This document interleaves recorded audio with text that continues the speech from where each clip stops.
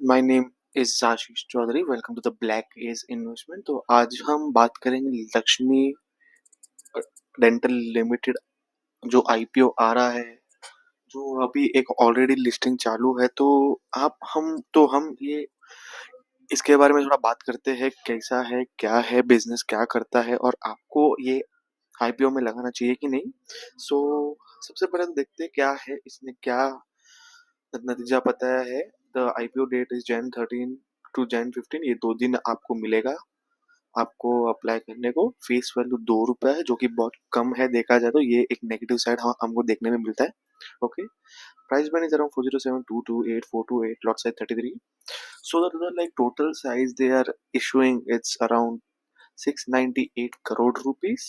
और उनका जो फ्रेश वैल्यू होगा, जो वो लोग जो पैसा लेके जाएंगे, वो है 138, which is not even like 25%, which is like 25%। और बाकी के वो ऑफर पे डाल देंगे, जो है 560 crore. So this is also one of the negative side.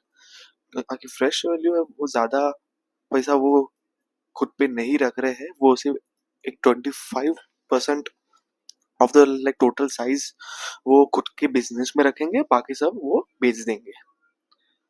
ठीक है। तो देखते हैं बिजनेस क्या करता है। QIP not less than 75%, which is a good sign, but retail shares is only offered not more than 10%। तो इसमें हमको थोड़ा मिलना मुश्किल हो जाएगा ये अलॉटमेंट।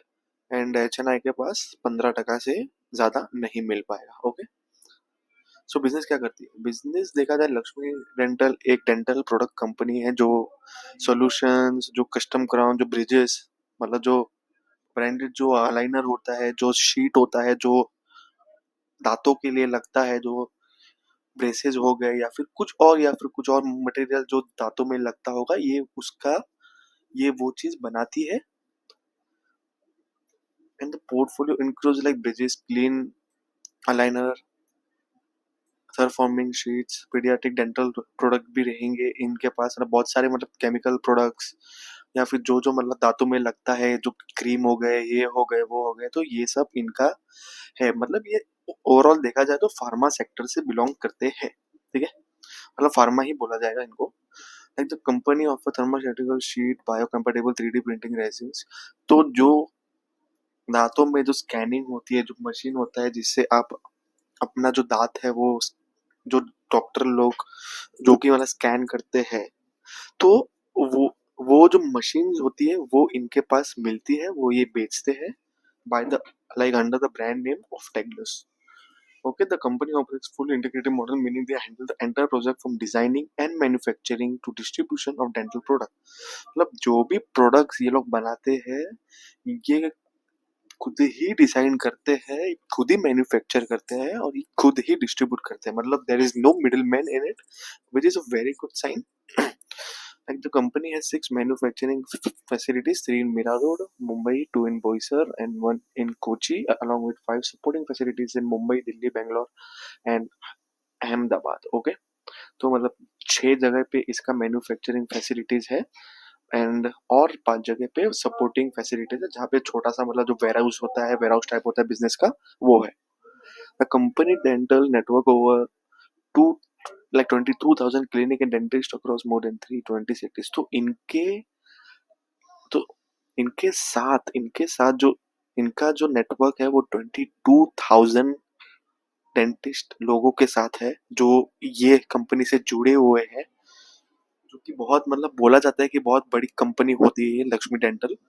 देखिए 22,000 क्लिनिक और डेंटिस्ट को साथ में रखना, और मतलब एक नेटवर्किंग में रहना, तो वो एक बहुत बड़ी बात होती है। कंपनी है प्रेजेंस इन बोट, ये एक्सपोर्ट टू 90 कंट्रीज। जैसे कि देख सकते हो, ये बाहर भी के देशों में भी ये अपना जो माल है वो बेचते हैं। तो कंपनी के पास है 2300 एम्प्लॉयज इन वेरियस डिपार्टमेंट। तो टोटल 2300 एम्प्लॉयज है। ओके। ये कॉम्पिटेटिव स्ट्रेंथ देखते हैं तो only integrated dental product company in well position. तो ये one of the largest dental product company है इंडिया की, जो कि जो कॉम्पिटेटिव स्ट्रेंथ है वो इतने नहीं है इनके पास। तो ये देखा जाए तो ये एक मोनोपोली टाइप हो जाता है ये बिजनेस, बिकॉज इनके टक्कर में कोई है नहीं। Second largest player in domestic laboratory business and largest export laboratory with increased adoption of digital dentistry. तो ये second largest domestic laboratory business में है और लार्जेस्ट जो एक्सपोर्ट करता है मशीन्स, जो डेंटल प्रोडक्ट जो इंडिया से बाहर बेचता है, वो उसमें Lakshmi rental is number one. ठीक है, मतलब बहुत बड़ी कंपनी होती है यार। Vertically integrated diverse branded product portfolio, मतलब बहुत सारे अलग अलग चीजें जो बना रहे हैं, जो इनोवेट कर रहे हैं ये अभी, और नए आने वाले कुछ सालों में भी प्लान है इनका करने का। वो जो फाइनेंशियल आउटलुक देखा हुआ है मैंने, आप इनके वेबसाइट में जाके देख सकते हो, उसमें दिया हुआ है कि और बहुत सारे प्रोडक्ट्स ये लोग लाने वाले हैं। Okay, provide a competitive advantage in a market, like there is a bare minimum competitor for this company, so they are almost like I I mean like dominating this like dental healthcare. So yeah, it's a good sign. Let's see the financial first. What are they doing? Financial 2022 में 102 करोड़ का इनके पास asset था, फिर 96 हुआ, डिक्राइज हुआ थोड़ा, फिर 134 पे आया, और ये 6 महीना हुआ है अभी, मार्च टू लेके सितंबर, इसमें 158 है। तो हम यहाँ पे 2 कर देंगे, मतलब यहाँ पे 2x कर देंगे, तो एक साल का पूरा हो जाएगा। सो 158 का 300 हो गया, लास्ट टाइम 134 था। यहाँ पे रेवेन्यू 195 हो गया, 138, 163, 195, तो यहाँ पे लगभग मोटा मोटा देखा जाए तो 240 के इधर हो जाता है। ठीक है, यहाँ पे प्रॉफिट आफ्टर टैक्स देखा जाए तो माइनस में थी, लॉस में कर रही थी, अचानक से 2024 में 25 हो गया, और अभी समवेयर ये लोग 44 की ओर पे जा रहे हैं। ठीक है, नेटवर्क देखा जाए तो 22 करोड़, 19 करोड़, 44 करोड़ एंड 130 करोड़। ओके, ये एक दिक्कत की बात होती है, बिकॉज 29, 31, 42 रेवेन्यू 134 में 42 करोड़ का लोन था, उतने में 300 करोड़ में 80 करोड़ का लोन है। ओके, तो मोटा मोटी देखा जाए तो ऑलमोस्ट सेम ही हो गया, बट बोरोविंग्स भी वो ही रैपिडली स्पीड से बढ़ रही है, जो कि एक नेगेटिव साइड होता है। तो return on equity 78%, massive, it's good. Return on capital equity is 19%, 19.97। डेब्ट टू इक्विटी 0.94, एक के नीचे, तो बहुत बढ़िया है। Return on net worth is 78.78%, which is really good. PAT margin is 13%, which is also really good. Price to book value is 50, तो ये थोड़ा एक नेगेटिव साइड पे आता है, तो हम देख लेते हैं इसका।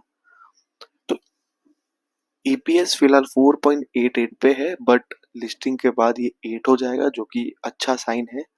देखा जाए तो एनपी रेशियो 87 है, वहां पे 51 हो जाएगा।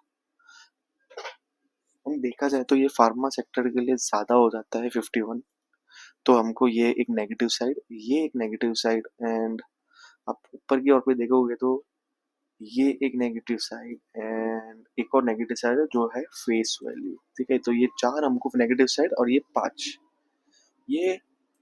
5 हमको नेगेटिव साइड मिल गया। बराबरी में देखा जाए जहाँ पे वो फाइनेंशियली अच्छी कर रही है, एक्सेप्ट द लोन, लोन भी उतना ही वो लोग बढ़ा रहे हैं, लेकिन फाइनेंशियली अच्छा कर रहा है। तो लेट्स सी इनका प्लान क्या है, जो जो इनको पैसा मिलने वाला है उसका प्लान क्या है, वो से रीपेमेंट, वो प्री पेमेंट इन फुल और in part of certain outstanding borrowing avail by the company, मतलब इसमें से उनका प्लान है कि लोन क्लियर कर सकते हैं, या फिर इनके लाइक सब्सिडियर्स में इन्वेस्टमेंट कर सके ताकि वो लोन क्लियर कर सके। एक केपेक्स में उनका एक मतलब रिक्वायरमेंट है जहाँ पे वो फंड कर सकते हैं new machinery for the machine, for the like company, जहाँ पे वो एक न्यू मशीन ले आ सके अपने कंपनी के लिए। Investment in subsidiary business device private is needed for capital requirement for the purchase of new machinery. तो उनका मतलब सब्सिडरी है जो है बिजनेस डिवाइस प्राइवेट लिमिटेड, उनको मतलब उनके केपेक्स के रिक्वायरमेंट के लिए ये पैसा ये लोग उठा रहे हैं, एंड जनरेट कॉर्पोरेट पर्पस, मतलब सिर्फ कंपनी के लिए, जैसे ही एक असेट की और पे ये लोग खरीद रहे हैं, जहाँ पे वो लोन भी क्लियर कर सकते हैं, वो नया एक मशीन भी ले सके और सब कुछ कर सके। ओके, या सो तो जैसे कि हमने देखा कि स्टॉक बढ़िया है, अर्निंग्स बराबर कर रही है, बट बोरोविंग एक नेगेटिव साइड है। अब like price to book value is negative sign. P ratio देखा जाए तो 51 है, जहाँ पे फार्मा में नॉर्मली कम होता है देखा जाए तो। हम जैसे कि फार्मा के अगर हम दूसरे सेक्टर स्टॉक देखें तो उसमें नॉर्मली लाइक 25 होता है, जहाँ पे इसका जो 51 है जो कि ज्यादा है। तो या and not more than 10% for retail, they are only fresh issuing 120 like 138 crore, which is not even 25% of the like total issue. And the borrowings, as you can see, the p ratio, तो ये सब थोड़े बहुत negative science है। और देखा जाए तो जो आईपीओ अभी जो फिलहाल चल रहे हैं वो बराबर नहीं चल रहे। ओके, सो ये आपको लॉन्ग टर्म मतलब ये आपको आईपीओ अप्लाई करना चाहिए या नहीं for the long term? Yes, you can. As you can see, financially they are doing really well. They have a lot of like new products. They are dominating their segment. So for the long term, it's really good.